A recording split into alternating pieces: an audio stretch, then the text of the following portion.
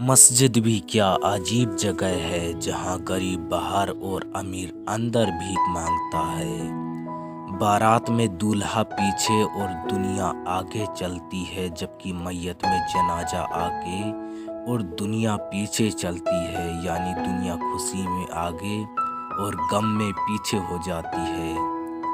मोमबत्ती जलाकर मुर्दों को याद करना और मोमबत्ती बुझाकर सालगिरह मनाना।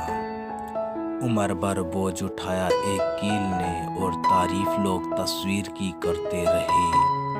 पाजेब हजारों में आती है मगर पैरों में पहनी जाती है, जबकि बिंदिया 1 रुपये में आती है मगर पेशानी पे सजाई जाती है। इसलिए कीमत मानी नहीं रखती, किस्मत मायने रखती है। शराब बेचने वाला कहीं नहीं जाता मगर दूध बेचने वाले को घर घर और गली कूचे भटकना पड़ता है। दूध वाले से बार बार पूछा जाता है कि दूध में पानी तो नहीं मिलाया, जबकि शराब में खुद लोग मिला मिला के पीते हैं।